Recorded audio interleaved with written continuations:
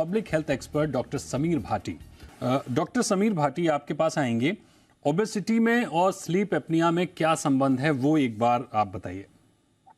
बिल्कुल बिल्कुल, देखिए ओबेसिटी या ऑब्स्ट्रक्टिव स्लीप एपनिया को अगर हम देखें तो ये एक दूसरे से लिंक्ड है। मोटापा, वजन ज्यादा बढ़ेगा आपका, जितना आप ओवरवेट रहेंगे तो वो कहीं ना कहीं आपकी स्लीप को डिस्टर्ब करेगा। और स्लीप आपकी डिस्टर्ब रहती है तो स्लीप डिप्रिवेशन रहता है तो वो आपके मोटापे को ट्रिगर करता है, मोटापे को बढ़ाता है। तो दोनों एक दूसरे से आपस में इंटरलिंक्ड है। जैसा कि अभी मैडम ने बताया कि obstructive sleep apnoea, obstructive sleep apnoea में काफी सारी और भी जो जीवन शैली से संबंधित बीमारियां वो और काफी ज्यादा ट्रिगर हो जाती है। जैसे ये काफी बड़ा मेजर रिस्क फैक्टर रहता है आपके हृदय से संबंधित बीमारियों का, हार्ट अटैक को लेके, स्ट्रोक को लेके, क्योंकि इसके अंदर आपका जो ऑक्सीजन है, आप का जो ब्रीदिंग है वो जिस तरह से कुछ समय के लिए पॉज हो जाता है, कुछ सेकंड्स के लिए पॉज हो जाता है। जिस समय पॉज होता है उस समय शरीर के अंदर कुछ इस तरह के बदलाव आते हैं जिसके अंदर आपका हार्ट रेट बढ़ जाता है, आपका ब्लड प्रेशर बढ़ जाता है, आपका शुगर बढ़ जाता है। ये आपके हॉर्मोन्स को अफेक्ट करता है, जिस वजह से आपका जो हंगर है, भूख है, एपेटाइट है, वो अफेक्ट होती है। आप ओवर ईटिंग करते हैं, आप हंगरलेस ईटिंग करते हैं। तो ओवरऑल ये मोटापे को बढ़ाता है और मोटापा आपका ओवरऑल नींद को अफेक्ट करता है। डॉक्टर समीर आपसे समझना चाहेंगे कि स्लीप एपनिया के बेसिक लक्षण क्या होते हैं और कैसे पता चले कि ये शुरुआती स्तर पर है या फिर गंभीर स्तर पर पहुंच चुका है। शुरुआत कैसी होती है और ये खतरनाक लेवल तक कैसे पहुंच जाता है। बिल्कुल बिल्कुल, देखिए एक तो सबसे ज्यादा इसमें लोग इसको एक्सेप्ट ही नहीं करते हैं। मतलब अगर हम कहते हैं कि ये एक बीमारी है, स्नोरिंग को वो बहुत एक लाइटली लेते हैं इस तरह के। हालांकि अगर अर्ली एज में आपका ये डिटेक्ट हो जाता है तो आपको तभी से इसके अंदर अपनी जीवन शैली के अंदर बदलाव, और इसके लिए अगर कोई मेडिकल इंटरवेंशन की आवश्यकता है तो उसको आप कर सकते हैं। लक्षणों की जैसे आपने बात की, तो सबसे मेन लक्षण है इसका, जब स्नोरिंग की हम बात करते हैं ना, खर्राटों की, तो सबसे मेन लक्षण उसका उसके अंदर यही होता है।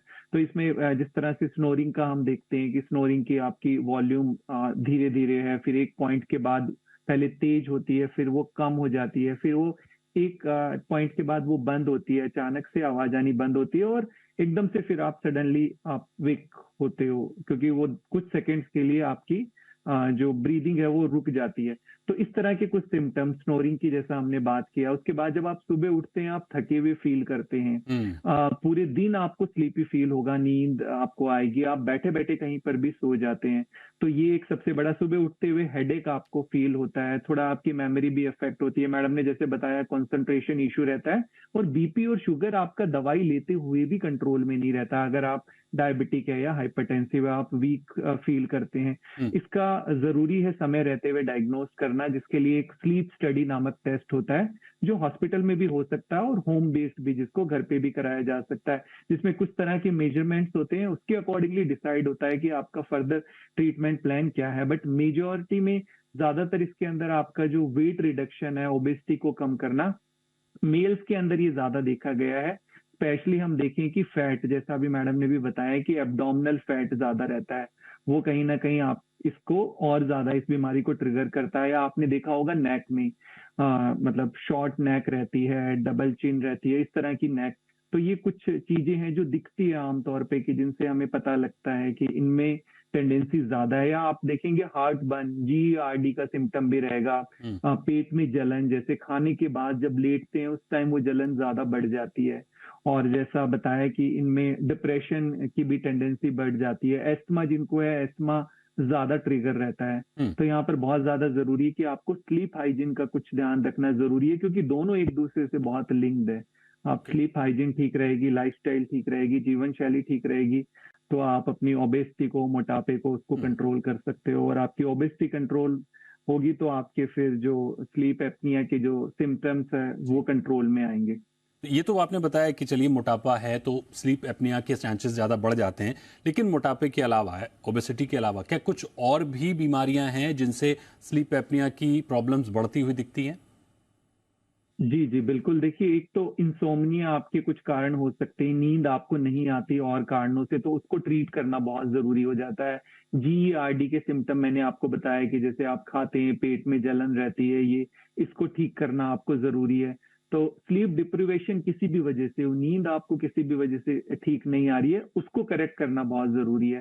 तो आपका नेचुरली है कि उससे आपका जो ओबेसिटी है वो भी कंट्रोल रहेगी। तो नींद ना आने के और भी काफी सारे कारण हैं जिनको आइडेंटिफाई करके करेक्ट करना जरूरी है।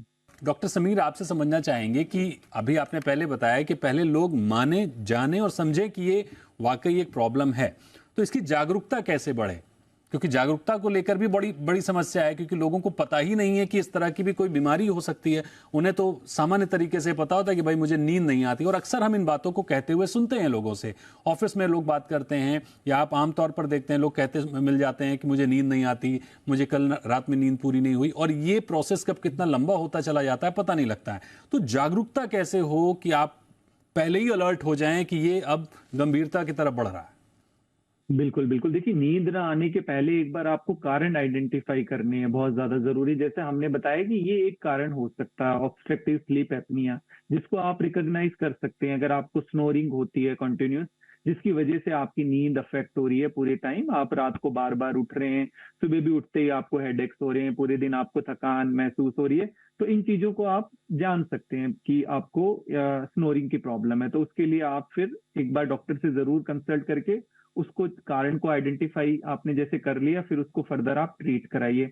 इसके अलावा और भी स्लीप डिप्रिवेशन के काफी सारे कारण हो सकते हैं। स्ट्रेस हो सकता है, एंग्जाइटी हो सकती है, और भी डिप्रेशन, इस तरह से काफी कारण हो सकते हैं। अगर आपको ऐसा कोई मेंटल हेल्थ इश्यूज है तो उसके लिए फिर आप उसको, रूट कॉज को आप आइडेंटिफाई करिए, उसको करेक्ट करिए। अल्टीमेटली दो चीजें हैं यहाँ पे, आपकी नींद ठीक होना और आपकी डाइट ठीक होना, दोनों जरूरी है। अब कई बार ठीक है, हमारी स्लीप कभी कभी डिस्टर्ब हो जाती है, उसके बाद फिर हमारी वो डाइट भी अगर हम डिस्टर्ब करेंगे तो फिर दोनों चीजें, ये एक विशियस सी साइकिल है कि नींद के बाद आपकी डाइट भी, डाइट के बाद आपकी नींद भी। तो इन चीजों को थोड़ा आपको आइडेंटिफाई करके और उनको करेक्ट करना जरूरी है, क्योंकि स्लीप डिप्रिवेशन होगी, नींद ठीक नहीं होगी, तो आपकी हंगर भी बढ़ेगी, भूख भी आपकी, एपेटाइट भी आपकी बढ़ेगी, और उसमें आपकी क्रेविंग्स भी बढ़ जाती है कि आपको ज्यादा कार्बोहाइड्रेट, ज्यादा फैट खाने का, मीठे की क्रेविंग ज्यादा होगी। तो इन चीजों को थोड़ा आपको आइडेंटिफाई करके इनको धीरे धीरे करेक्ट करके रखना है। इवन लेट नाइट स्नैकिंग आप देखिए, टीनेजर्स में भी हम देख रहे हैं आजकल, बाकी अडल्ट्स के अंदर तो है। तो चीजों को आइडेंटिफाई करके करेक्ट करना है, पर यहाँ पे दो चीजों का विशेष तौर पे ध्यान रखना है। स्लीप हाइजीन बहुत ज्यादा जरूरी है, क्योंकि जैसा हम नींद और मोटापे की आज स्पेशली बात कर रहे हैं, तो स्लीप हाइजीन जरूरी है। रात को एक सोने का समय एटलीस्ट आपको फिक्स करना है। रात को सोते वक्त कुछ चीजों का आपको विशेष तौर पे ध्यान रखना है कि सोने से 2 घंटे पहले आपको खाना खा लेना है। जहां भी, जिस कमरे के अंदर सो रहे हैं, तो वहां पे लाइट्स वगैरह आपकी ऑफ होनी चाहिए, कमरे का टेम्परेचर ठीक रहना चाहिए। सोते समय कुछ अच्छा सुनकर, देखकर ही सोएं, और उसके बाद आपका उठने का समय फिक्स होना चाहिए। एक्सरसाइज को आप अपने शेड्यूल में जरूर फिक्स करें, उसको आपको जरूर एक अपने रूटीन के अंदर फिक्स करना है। तो इन चीजों का आप लाइफस्टाइल मॉडिफिकेशंस का ध्यान रखेंगे तो जिन भी चीजों की हम बात कर रहे हैं, चाहे ओबेसिटी हो गई, चाहे ओएसए हो गया, इन सब को आप करेक्ट कर सकते हैं। और बहुत शुक्रिया करेंगे आपका डॉक्टर समीर, जुड़ने के लिए और हमारे दर्शकों को यह अहम राय देने के लिए।